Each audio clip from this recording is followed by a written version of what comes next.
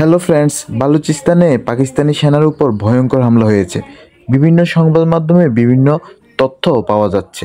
কোনো কোনো সংবাদ মাধ্যমে বলছে পাকিস্তানের 38 সেনা নিহত হয়েছে বালুচিস্তানে। আবার কোনো কোনো সংবাদ মাধ্যমে বলছে পাকিস্তানের 102 এর অধিক সেনা নিহত হয়েছে। আবার কোনো কোনো সংবাদ মাধ্যমে তার চেয়েও কম সেনা সদস্য নিহত হয়েছে বলে জানান দিচ্ছে।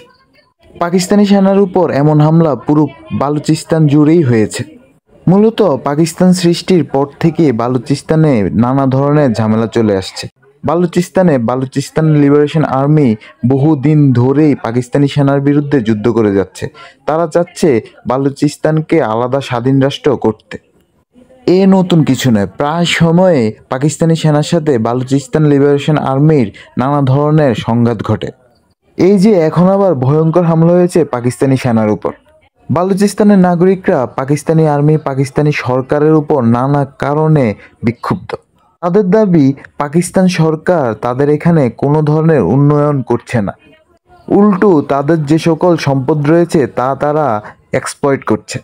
এছাড়া বালুচিস্তানে চীনের নানা ধরনের প্রজেক্টের কাজ চলছে, এ নিয়েও ক্ষোভ রয়েছে বালুচিস্তানের নাগরিকদের মধ্যে। তারা চীনের এসব প্রজেক্ট নিয়ে মোটেও খুশি নয়। এছাড়াও গোয়াদর যে বন্দর রয়েছে তা নিয়েও তাদের সেখানকার মানুষ খুবই ক্ষুব্ধ। এই কারণে প্রায় সময় দেখে থাকবেন যে চীনা নাগরিকদের উপর ভয়ঙ্কর হামলা চালায় বালুচিস্তান লিবারেশন আর্মি। তবে এখন পাকিস্তানি সেনার উপর যে হামলা হয়েছে তা খুবই ভয়ঙ্কর। বালুচিস্তান নিয়ে পাকিস্তান সরকার, পাকিস্তানি আর্মি মোটেও স্বস্তিতে নেই। তাদের সেখানে প্রচুর সেনা মোতায়েন রয়েছে। পাকিস্তানি আর্মি, পাকিস্তানি সরকার তো এসব হামলার পিছনে ভারত এবং আফগানিস্তানকে দায়ী করে থাকে। তারা দাবি করে যে আফগানিস্তান এবং ভারতের সহায়তায় তাদের উপর এমন হামলা চালানো হয়। এ নিয়ে খুবই ক্ষোভ প্রকাশ করে থাকে প্রায় সময়ই পাকিস্তান।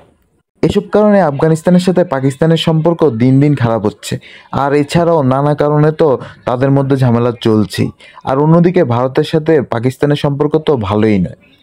আজকে এ পর্যন্তই। ধন্যবাদ সবাইকে।